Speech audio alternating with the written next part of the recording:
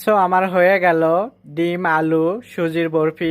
আশা করি আপনাদের সবার ভালো লাগবে। আর আপনাদের যদি ভালো লেগে থাকে তাহলে বাসায় অবশ্যই এভাবে একবার হলেও ট্রাই করে দেখবেন, যে খুবই মজাদার ডিম আলুর বরফি।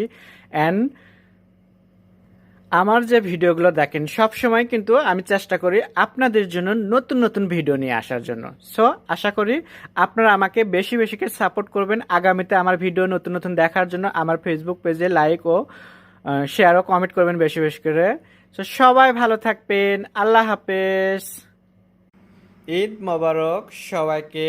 আগামীকাল কুরবানি ঈদ। সো আজকে আমি আপনাদেরকে বানিয়ে দেখাবো ঈদের উপলক্ষে ডিম আলু সুজি দিয়ে বরফি। সো এখানে আমি 3টা আলু নিছি, নিয়ে সিদ্ধ করে ম্যাশ করে নিছি, বড় সাইজের আলুটা ছিল। আর এখানে 4টা ডিম নিচ্ছি আমি, এখানে 4টা ডিম দিচ্ছি। অ্যান্ড এখানে 1.25 কাপ সুজি।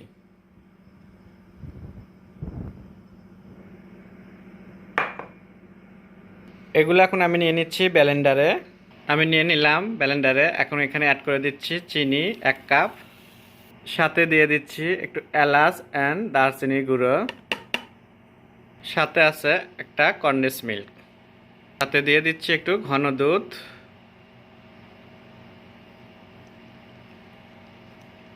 এখন এটা ঢাকনা দিয়ে ভালো করে ব্লেন্ডার করে নেব।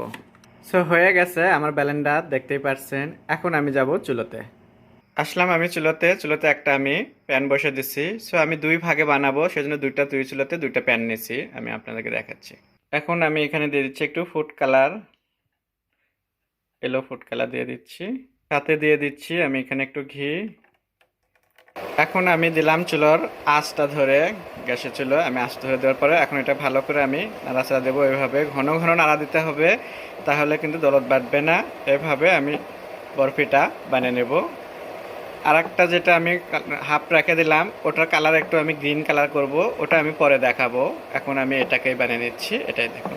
সো ঈদ উপলক্ষে ঈদের সেমাইয়ের সাথে যদি এরকম বরফি থাকে তো খুবই মজা লাগে। আমার তো খুবই ভালো লাগে, আপনাদেরও ভালো লাগবে আমার মনে হয়। সো এইভাবে আমি এটাকে এখন বরফি বানিয়ে নেব। দেখতেই পাচ্ছেন এটা কিন্তু একটু টাইট হয়ে আসতেছে, দুধ পানি যেটা বলেন সেটা কিন্তু টেনে নিচ্ছে। এভাবে কিন্তু এটাকে ভালো করে নাড়াচাড়া দিতে হবে, দিয়ে এটাকে বানাতে হবে।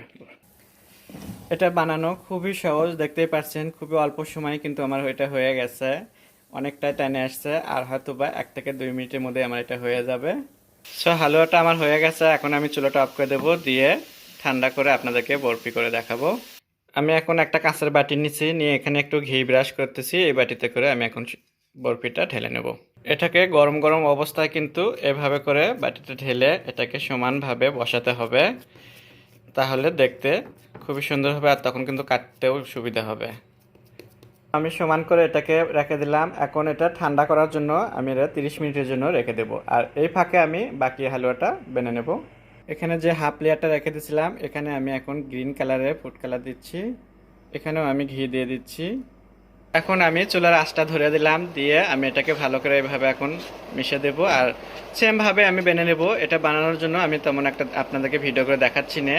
সো আমি এখানে অফ করে দিয়ে বাকিটা আমি দেখাবো আবার। বরফিটা ঠান্ডা হয়ে গেছে, এখন আমি আপনাদেরকে সুন্দরভাবে কেটে পরিবেশন করে দেখাবো ছুরি দিয়ে।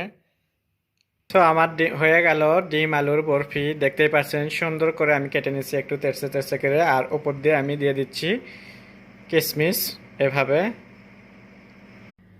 ঈদ মোবারক। ঈদ উপলক্ষে আপনাদের জন্য নিয়ে আসলাম ডিম আলু সুজির বরফি।